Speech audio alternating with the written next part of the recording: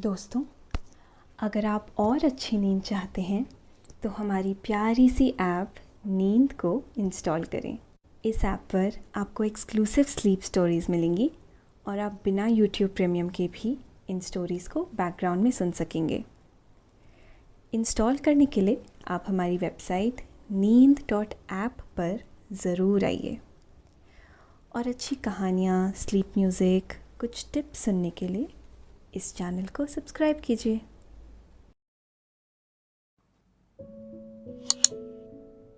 नमस्कार, मैं हूँ रिचा। आज सुनिए लेखक रजत की लिखी स्लीप स्टोरी। दिलकश शख्स की कहानियां और भी ज्यादा खूबसूरत होती हैं। बहार एक खुश मिजाज लड़की है जो कहानी सुनने की चाह में एक रहस्यमयी महिला के पास जाती है, जो उसे कहानी के जरिए एक समंदर की सैर और सिंदूरी टापू पर ले जाती हैं, जो न केवल विस्मित कर देने वाला बल्कि रोमांचक अनुभव भी होता है। आइए सुनते हैं एक अप्रतिम कहानी। लेकिन इस कहानी में खो जाने से पहले आप अपने आसपास की सारी लाइट्स ऑफ करके आराम से लेट जाएं।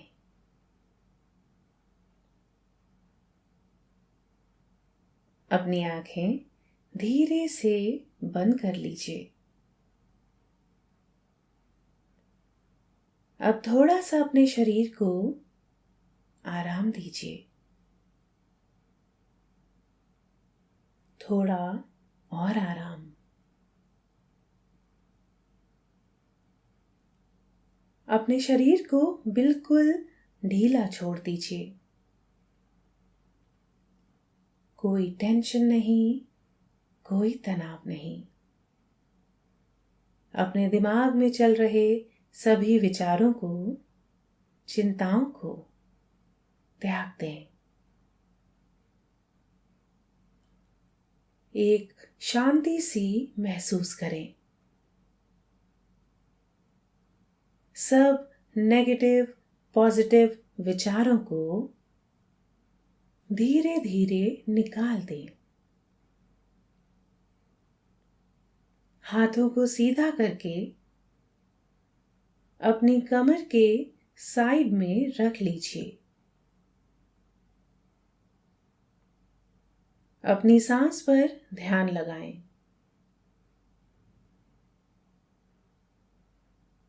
इसको धीमे या तेज नहीं करना है, बस ध्यान देना है कि कैसे वो आपके नाक, गले में होते हुए आपके अंदर प्रवेश कर रही है और कैसे वो वापस गले और नाक के माध्यम से बाहर निकल रही है। मन शांत, एकदम शांत होता जा रहा है। आप बहुत अच्छा महसूस कर रहे हैं। खुद को काफी हल्का फील कर रहे हैं। सब तरफ शांति ही शांति है, सुकून है, खामोशी है।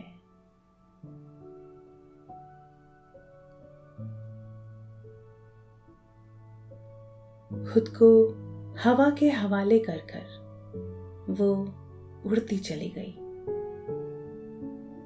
कभी पत्तियों को छूती, कभी डाल पर लटके आम की खुशबू लेती।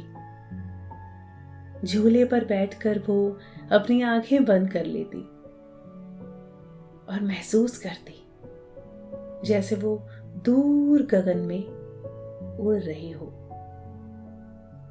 कभी ऐसे जताती जैसे वो हवा पर चल रही हो। बिना कोई निशान छोड़े वो कहीं दूर निकल जाएगी, तारों की दुनिया में। बहार हमेशा से एक खुश मिजाज लड़की रही है। वो हर एक क्षण में खुशी ढूंढ लेती है, चाहे वो होमवर्क करना हो या बगीचे में तितली से बातें करना, किसी प्यारे इंसान से बातें करना हो या अपनी बिल्ली कप केक के साथ वक्त बिताना। माँ ने आवाज लगाई तो बहार ने कहा, और थोड़ी देर झूलने दो माँ। आप भी आ जाओ, बड़ा मजा आ रहा है।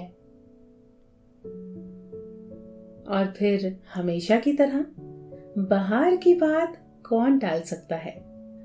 दोनों माँ बेटी साथ में झूला झूलने लगे। आम के पेड़ पर बंधा झूला बहार के सबसे अच्छे दोस्तों में से एक है।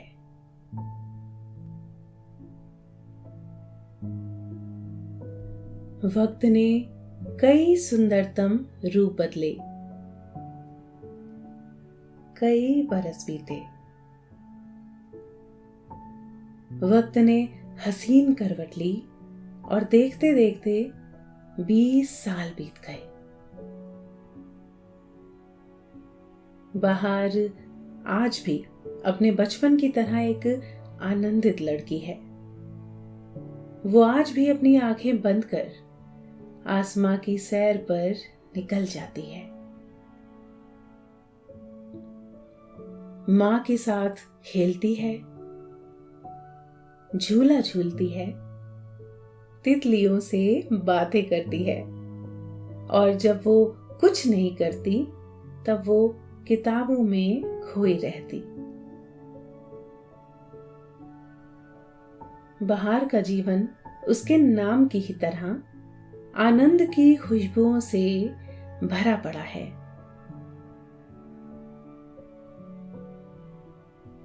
बहार केवालपुर गांव में रहती है और एक डबिंग आर्टिस्ट है,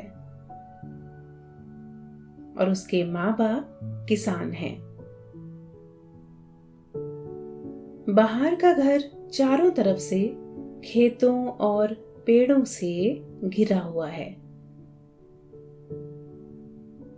हरियाली का आंचल ओढ़े ये गांव खूबसूरती की एक अनुपम कृति है। गांव बुजुर्गों की दी हुई दुआओं की तरह होते हैं। गांव की खुशबू, कोयल की कुहू कुहू या बुलबुल के गीत, ये आपके हृदय को किसी अनजाने जाने पहचाने प्रेम से भर देते हैं। सुहाने दिन ने करवट ली और शाम सिंदूरी ढलने लगी।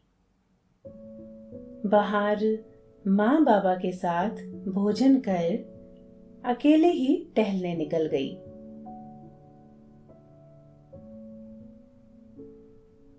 घर के सामने वाले खेत को पार कर वो गांव की एकमात्र सड़क पर पहुंच गई। सड़क सिर्फ इतनी चौड़ी है कि एक साथ केवल 2 लोग ही चल सकते हैं। सड़क के बाएं तरफ 15-20 घर बने हुए हैं और दाईं ओर की जगह खेतों ने ले रखी है, एवं घरों के पीछे एक छोटी सी बस्ती बसी हुई है, और बस्ती के थोड़ा पीछे से होकर एक नदी बहती है। इस गांव की खूबसूरती की जितनी कल्पना की जाए उतनी कम है। दोस्तों, अब से आप आपकी मनचाही दादी और नानी की कहानियों से प्यारी नींद की कहानियां सिर्फ और सिर्फ नींद ऐप पर ही सुन पाएंगे। तो इसी तरह हमारे साथ कहानियों के जरिए जुड़े रहने के लिए आपकी अपनी नींद ऐप इंस्टॉल करें। बहार ऐसे तो एक वॉइस आर्टिस्ट है, पर आजकल वो एक नए और दिलचस्प प्रोजेक्ट पर काम कर रही है। वो लोगों के पास जाकर उनसे किस्से कहानियां सुनती है, दिलचस्प और रहस्यमयी इंसानों के और ज्यादा अनोखे किस्से। आज की शाम और रात के इस बीच वाले वक्त में वो चंपा से मिलने जा रही है। चंपा की उम्र 50 से 60 बरस के बीच कुछ होगी, पर कोई उन्हें दादी, ताई या आई कहे तो वो फौरन बिगड़ जाती। उन्हें पसंद नहीं आता कोई उनके नाम के साथ कुछ जोड़कर उन्हें पुकारे या बात करे, और बहार ये बात अच्छे से जानती है। वो अपने साथ उनके मनपसंद फल संतरे भी ले जा रही है। दिनदास काका ने बहार को चंपा के बारे में सारी जरूरी बातें बता दी थी। उन्होंने ही बहार को चंपा के बारे में बताया था। किस्से कहानियां सुनना है तो चंपा के पास जा। वो तुम्हारी कल्पनाओं से परे तुम्हें ऐसे ऐसे किस्से सुनाएगी कि तुम समझ नहीं पाओगे ये हकीकत है या कोई छलावा। समय ने इस घड़ी को बखूबी संभाला। रोज ही की तरह उसने शाम के अंतिम छोर पर से एक छलांग लगाई और रात के किनारे पर पहुंच गया। सितारे बादलों के झरोखों से बाहर आने लगे हैं और पहले से मौजूद चांद आसमां का रंग गहरा होने के साथ अपनी पूरी आभा लिए खिल उठा।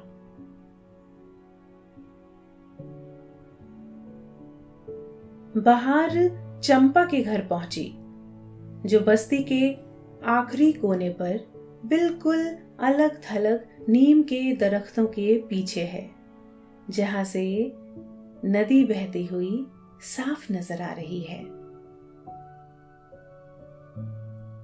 चंपा का घर, जो एक अनोखी झोपड़ी है, देखने में ऐसी लग रही है जैसे चंपा ने इसे अपने हाथों से अकेले ही बना दिया हो।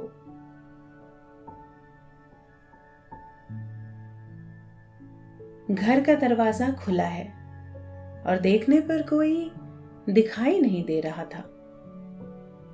बहार ने आवाज लगाई, चंपा, चंपा। बहार को ये बड़ा अजीब लग रहा था।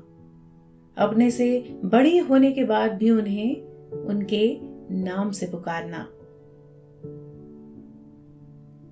बहार को कोई दिखाई नहीं दिया, पर एक आवाज आई, यहां क्या करने आई हो? बहार ने अपनी नजरों को सभी ओर घुमाते हुए देखा, पर उसे कोई दिखाई नहीं दिया। बहार ने संतरे दिखाते हुए कहा, मैं तो बस आपसे मिलने आई हूं, और देखो संतरे भी लाई हूं आपके लिए। संतरे लाई है? क्या बात है, चंपा ने कहा। ये सुन बहार ने ऊपर देखा तो पाया चंपा झोपड़ी की छत पर चढ़ी हुई है। बहार ने कहा, आप ऊपर क्या कर रही हैं?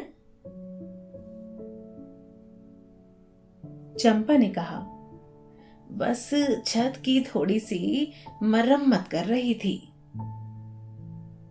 बहार ये देख हैरान रह गई थी। दिनदास काका ने कहा था, चंपा से मिले तो खुद को हर तरह से तैयार रखना। चंपा छत से नीचे उतर आई और बहार को घर के अंदर ले गई। चंपा ने संतरे लेकर उनकी खुशबू ली। ये तो कमाल के हैं, उन्होंने कहा और अपने पास रख लिए। उन्होंने कहा, तो बताओ तुम्हें मेरे पास कौन सी ख्वाहिश खींच लाई है? उम्मीद है कुछ बेशकीमती अरमान होंगे।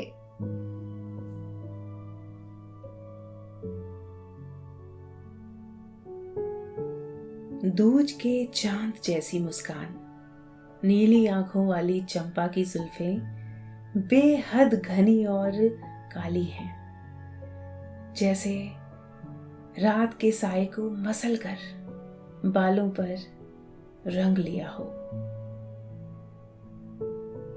जिसकी कुछ बेपरवाह लटें बार बार कान के पीछे से निकलकर चेहरे पर आ झूलने लगती हैं, और चांद की तरह बिंदिया माथे पर चमक रही है।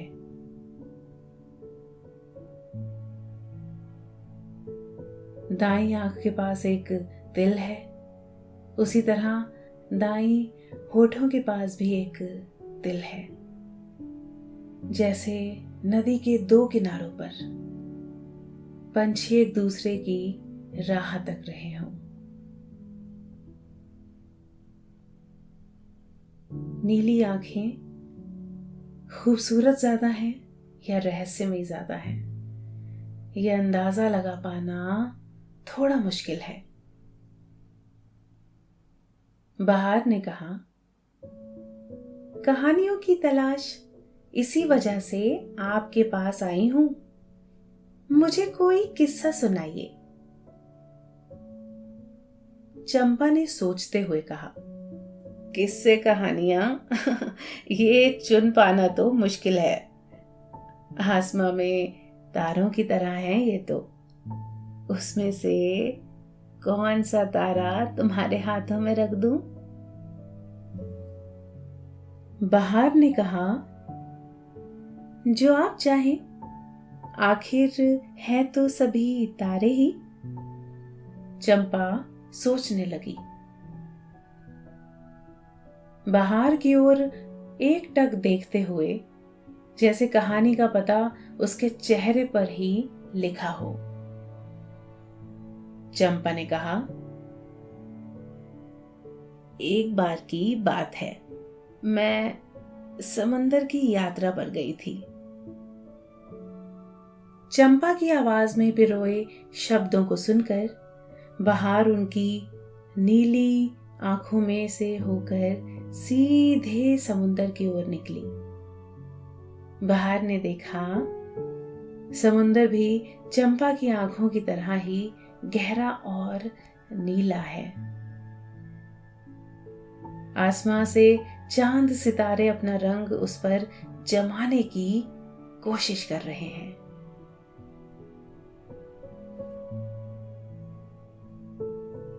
चंपा ने आगे कहा, हम सभी एक नाव में सवार थे। हम करीब 15 लोग रहे होंगे, पर वो जहाज नहीं था और ना ही कोई छोटी सी नाव थी, पर उसे भी नाव ही कह रहे थे। 15 लोगों के साथ सामान भी था, जिस पर खाना बनाने का इंतजाम भी था, जो नाव में सवार कुछ लोगों को मिलकर ही बनाना होता था।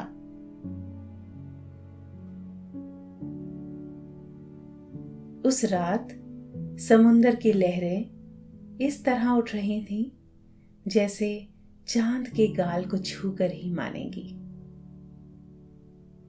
जैसे पहली बार कोई नदी समुंदर से मिल रही हो, जिससे उसकी धड़कनें बढ़ गई हो। जो भी हो, वो रात हम सभी के लिए बड़ी रोमांचक साबित हुई। अंधेरा होने से पहले ही मांझी ने यह अंदाजा लगा लिया था कि आज मौसम काफी शरारतें कर सकता है। हम सब ने मिलजुल कर जल्दी से खाना बना लिया और खा भी लिया। हवा के झोंके लहरों की बराबरी कर रहे थे। हम सभी नाव को कसकर पकड़कर बैठे थे। सामने देखने से लग रहा था जैसे हम देखते देखते आसमान के अंदर चले जाएंगे, जैसे ये समंदर जा रहा था। माझी अपने 3 साथियों के साथ चप्पू चलाते हुए नाव को आगे बढ़ा रहा था। 2 आगे की तरफ और 2 नाव के पीछे की तरफ बैठे थे। कुछ देर बाद हमें दूर से कुछ जहाज हमारी ओर आते दिखे। माझी ने आवाज देकर अपनी गति और बढ़ा दी, पर वो तो जहाज थे, इतने बड़े भी नहीं थे, पर हमारी नाव से तो बड़े ही थे। कुल 6 जहाज थे। देखते देखते हमारी नाव के चारों तरफ 6 जहाज खड़े थे। दाईं तरफ के जहाज में से एक आदमी झांका और कहा, क्यों मनु भैया, किधर ले जा रहे हो सवारी? हमारे माझी का नाम मनु था। बड़ा ही खुश मिजाजी और दिलचस्प था वो। कहते हैं कई बार वो लोगों को अकेला ही समुंदर पार करा दिया करता था। मनु ने जवाब दिया, टापू पर जाना है रमैया। उम्मीद है आज की ही रात पहुंच जाऊंगा। आज हवाएं बड़ा साथ दे रही हैं।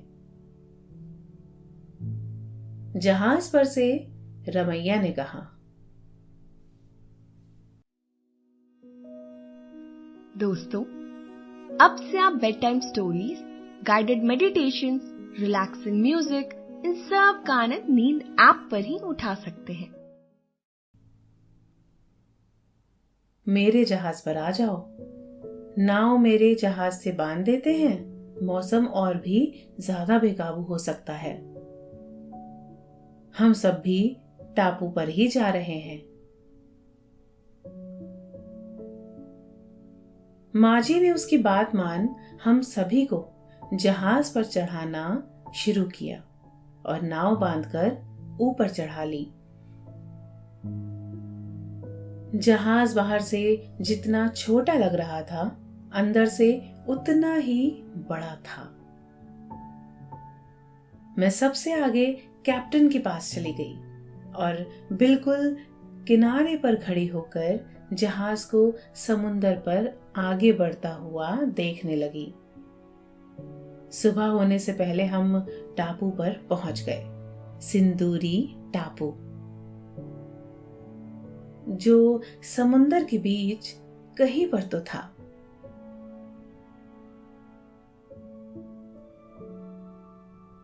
ये टापू अपनी कई खासियतों की वजह से मशहूर था। इसी वजह से तो मैं वहां गई थी। टापू अपनी अनोखी सिंदूरी रंग की मिट्टी के लिए मशहूर था। वहां के आने जाने वाले जहाज आराम के लिए रुकते थे और कुछ वहीं के लिए आते थे।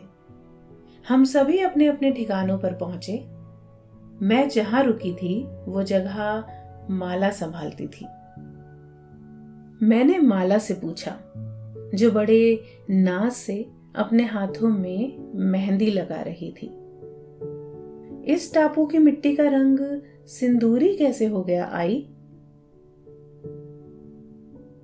माला आई ने हाथों में फूंक मारते हुए कहा, इसके पीछे तो बहुत सी कहानियां जुड़ी हुई हैं। कोई किसे सच मानता है तो कोई किसे। कहते हैं चांदनी रात में अगर ये मिट्टी हाथों में लो तो ये आपको कहानी सुनाती है, खुद की कहानी। मैंने पूछा, तो आपने ऐसा किया? माला आई ने कहा, हाँ बिल्कुल किया। मैंने कहा, तो मुझे वो कहानी सुनाओ ना। आई ने कहा, ठीक है सुनाती हूं, पर क्या तुम्हें मेहंदी मांडना आता है? मेरे हाथों में मेहंदी लगानी होगी। मैंने कहा, नहीं मुझे नहीं आती, कभी बनाई नहीं मैंने। उन्होंने कहा, तो फिर ये लो, कोशिश करो। मैं कहानी सुनाती हूं, तुम मेहंदी लगाना, जैसे मन करे वैसी बनाओ।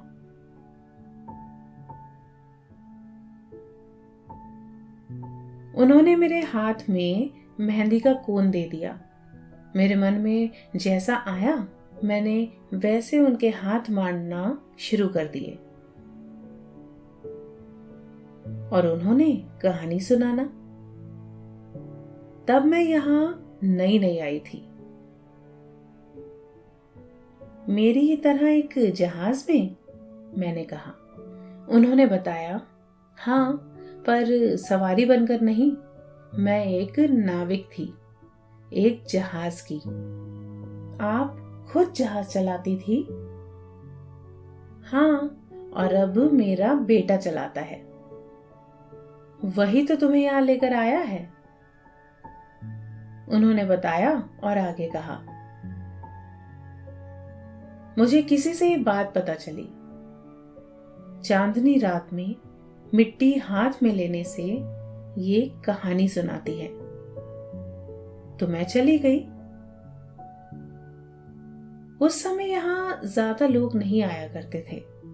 रात में शांति हो जाया करती थी।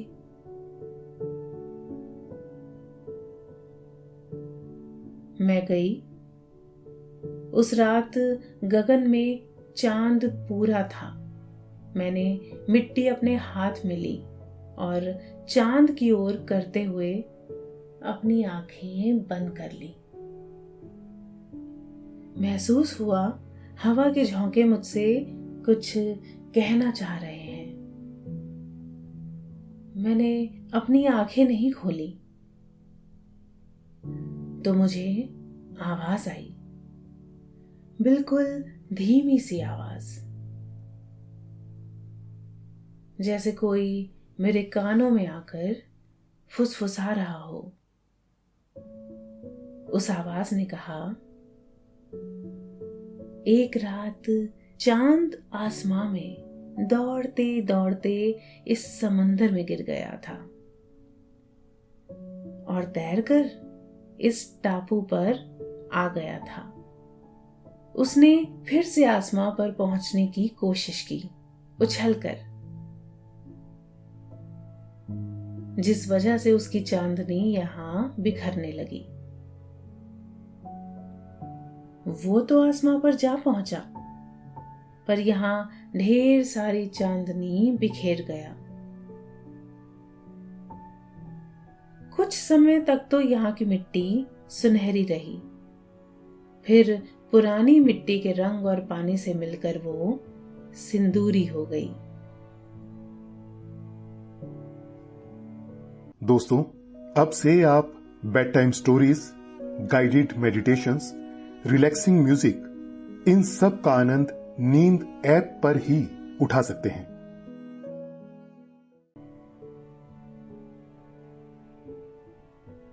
उन्होंने कहानी खत्म की।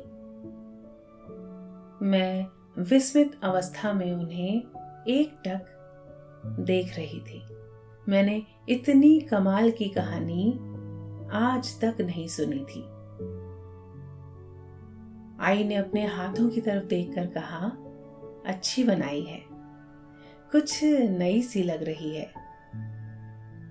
मैं काफी दिन उस टापू पर रही। ये कहकर चंपा चुप हो गई। बाहर टापू से समुंदर तक पहुंची और फिर नीला समुंदर नीली आंखों में बदल गया। वो आंखों से बाहर आई। कुछ देर तक बाहर शांत बैठी रही। इस कहानी में खोई हुई। तभी किसी की नदी में चप्पू चलाने की आवाज आई। चंपा बहार को लेकर घर से निकली, नदी की ओर देखने लगी। कोई नाव चलाता हुआ आ रहा है। बहार ने पूछा, ये कौन है? चंपा ने बताया, ये मेरे मियां हैं, मन्नू। उन्होंने आगे कहा, हम सिंदूरी टापू जा रहे हैं, चलोगी?